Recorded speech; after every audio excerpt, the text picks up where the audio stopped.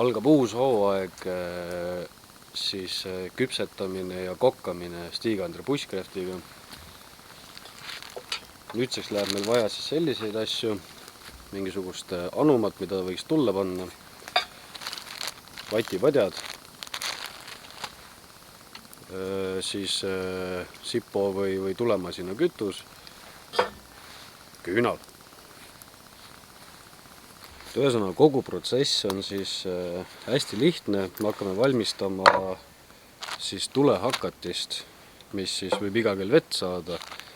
Ja ütleme niimoodi, et pikemas sükses ellujäämise olukorras siis maru hea asi, mida kaasas kanda. Ei võta palju ruumi, kaalub ka maru vähe. Hakkame see asjaga pihta. Esimesena alustame selle küünlaga. Kahjuks ma võtsin punase. Aga kui on võimalus, võite ka teisi värve kasutada. Nii. Kui see on tehtud, läheb see siia karpi. Palju vahasei.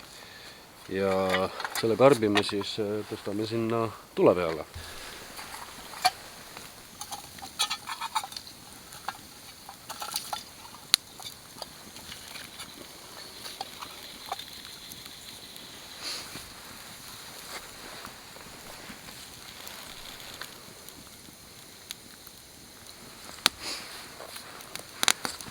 Nüüd tuleb lihtsalt oodata, kuni see küünal siis ära sulab seal.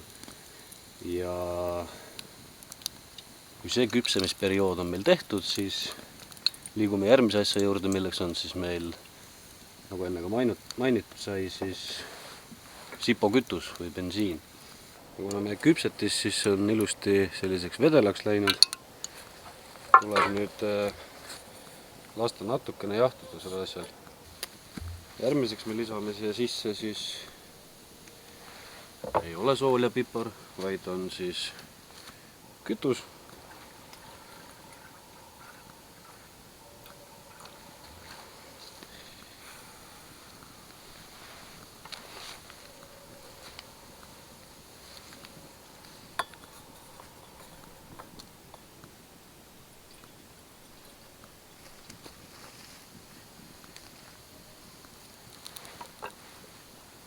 Nüüd meil ei jää muud üle, kui natuke aega oodata, kuni siis vaha ära kuivab.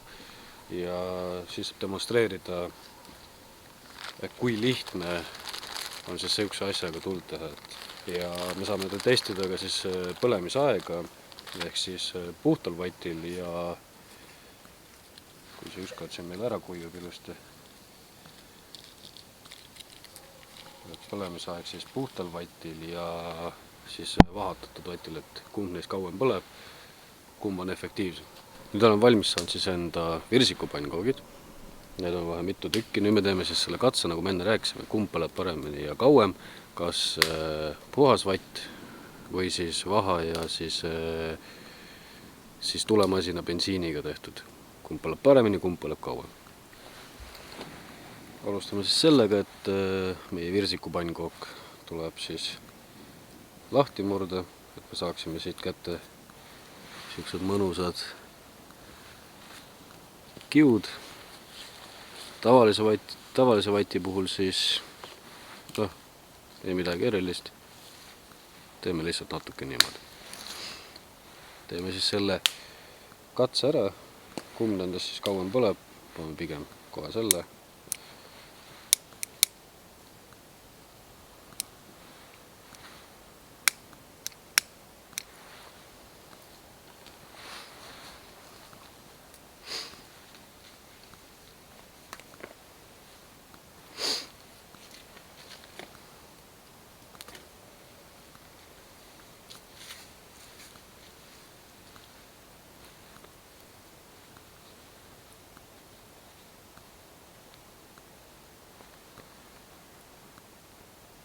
Jube hästi palun.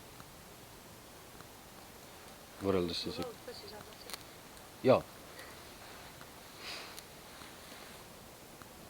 Ehk siis kui tavaline vatt on juba kustunud, siis see ikka veel hetkel põleb, ütleme niimoodi, et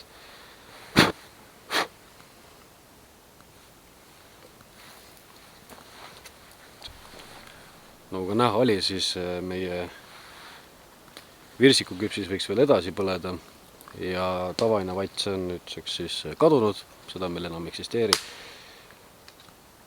Kui on võimalus kaasas kanda kas terve pakk lihtsalt puhast vatti või siis ise meisterdatud sellist virsiku pannkooki ehk siis vaha ja bensiiniga tehtud siis vatipadjad, pigem võtke need.